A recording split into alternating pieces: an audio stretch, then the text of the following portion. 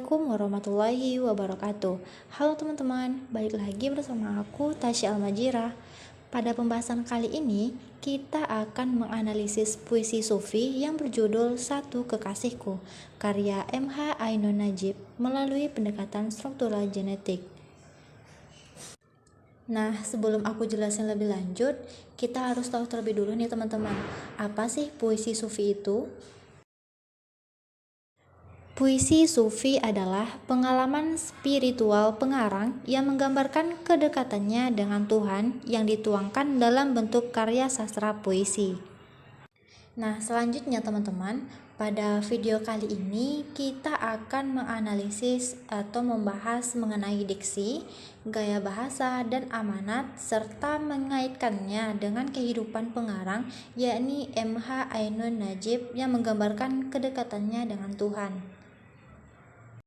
Baiklah teman-teman, dalam puisi Sufi yang berjudul Satu Kekasihku karya M.H. Ainun Nadjib tentu saja bertemakan tentang ketuhanan, yakni tentang tauhid.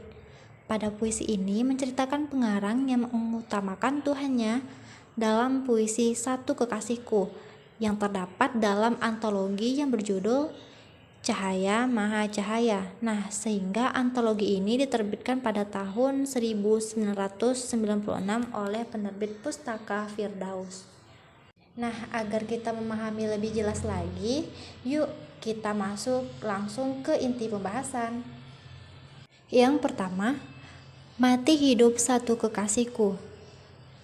Pada lirik ini terdapat diksi yang bermakna denotasi, yakni diksi mati, yang mendahului diksi hidup.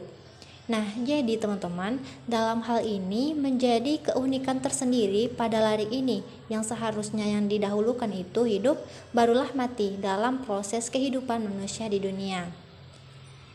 Menurut pengarang, diksi dalam kutipan yang berbunyi mati didahulukan karena kehidupan di dunia bukanlah kehidupan sesungguhnya. Akan tetapi, akhirat itulah yang merupakan kehidupan manusia sesungguhnya.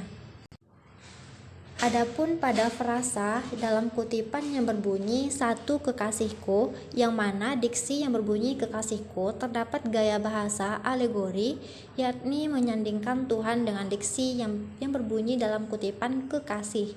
Nah, melalui puisi ini, pengarang hendak mengatakan bahwa ia menganggap Tuhan sebagai kekasih, yakni ia mencurahkan cintanya kepada Tuhan dan mengutamakan Tuhan di atas segalanya. Jadi teman-teman, dalam hal ini menggambarkan kedekatan penulis, yakni M.H. Ainun Nadjib dengan Allah Subhanahu wa Ta'ala. Selain itu teman-teman, dalam puisi Sufi ini memiliki amanat yang terkandung dalam lirik puisi tersebut secara tersurat, ialah kehidupan dunia bukanlah kehidupan sesungguhnya, melainkan akhirat. Dan secara tersiratnya, M.H. Ainun Nadjib sebagai penulis yang juga merupakan pendakwah hendak mengingatkan bahwa kehidupan di dunia ini mengibaratkan manusia itu mati karena hanyalah tempat persinggahan, sedangkan akhirat kehidupan yang kekal dengan manusia menuai segala hasil perbuatannya selama di dunia. Selanjutnya yang kedua, takkan ku bikin ia cemburu. Nah, pada lirik ini teman-teman memiliki diksi dalam kutipan cemburu yang menggambarkan bahwa Allah akan cemburu jika melihat manusia sebagai makhluk kesayangan yang dijadikan khalifah di bumi itu berpaling darinya, seperti seorang kekasih yang akan merasa cemburu jika melihat seseorang yang dicintai berpaling atau meninggalkan dirinya. Sehingga pada lirik ini secara tersirat penulis mengatakan bahwa ia akan berusaha untuk tidak berpaling dari Tuhannya. Jadi dalam puisi ini memiliki amanat pada lirik ini adalah penulis hendak menyampaikan bahwa setiap manusia tidak seharusnya berpaling dari Allah Subhanahu wa Ta'ala, apalagi karena karunia atau kenikmatan yang diberikan. Karena manusia kebanyakan lupa bahwa siapa yang memberikan karunia atau kenikmatan tersebut kepadanya. Lalu yang ketiga, kurahasiakan dari anak istri. Pada lirik ini terdapat diksi kurahasiakan, yang mana maksudnya merahasiakan di sini berarti berurusan dengan amalan hati, jasad dan hati, permukaan untuk anak istri dan orang tua. Sedangkan relung hati yang terdalam, yakni ruang paling istimewa di hati hanyalah untuk Allah, karena sejatinya kehidupan di dunia hanyalah untuk akhirat, seperti yang pernah dikatakan M.H. Ainon atau Cak Nun. Jadi, amanat yang terkandung dalam puisi ini adalah penulis ingin menyampaikan bahwa karena mencintai segala sesuatu tidak boleh melebihi cinta kita kepada Allah Subhanahu wa taala. Anak dan istri atau suami merupakan karunia sekaligus ujian. Ketika hati seorang hamba hanyalah untuk Allah, maka Allah akan menjaga dan mencintai orang tercinta hambanya. Lalu yang terakhir atau yang keempat adalah kulindungi dari politik dan kiai. Pada lirik ini, yakni memiliki diksi kulindungi. Nah, dapat dimaknai sebagai penolakan penulis yang menjaga hatinya atau tauhid dari politik dan kiai. Sedangkan diksinya yakni terdapat pada kata politik.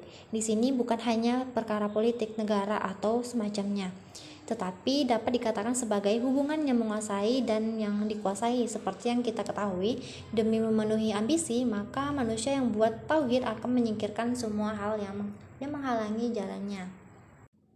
Selain itu, dalam diksi kiai mengacu pada ulama-ulama yang tinggi ilmu keagamannya tetapi rendah dalam pemahaman keagamaan itu sendiri. Jadi mereka sekedar mengatakan kembali hal-hal yang dikatakan Allah dalam Al-Quran, seperti burung beo yang berlatih tanpa mengiring umat pada pemahaman agama yang lebih lanjut, yakni pemahaman yang lebih dalam sehingga umat tergerak dan bergairah meningkatkan kualitas keberagamannya serta kualitas pengenalannya pada Sang Pencipta. Oleh karena itu, mereka hanya sekedar menyampaikan firman Allah hanya melalui ceramah yang kurang inovatif dan terkesan membosankan. Jadi hal ini dapat dimaklumi karena Cak Nun sendiri adalah pendakwah sehingga ia menghindari hal tersebut.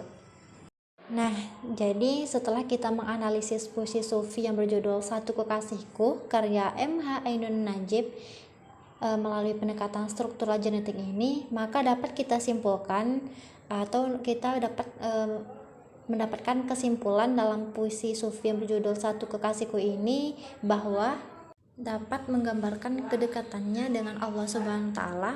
Hal ini dilihat melalui diksi, gaya bahasa, dan amanat dari puisi tersebut dan mengaitkan dengan pengarang yakni M.H. Ainun atau yang dipanggil dengan Cak Nun yang merupakan pendakwah atau dikenal sebagai tokoh intelektual muslim Indonesia. Nah, sekian pembahasan kita kali ini. Semoga video ini bermanfaat bagi teman-teman semua. Dan sampai jumpa di video selanjutnya. Wassalamualaikum warahmatullahi wabarakatuh.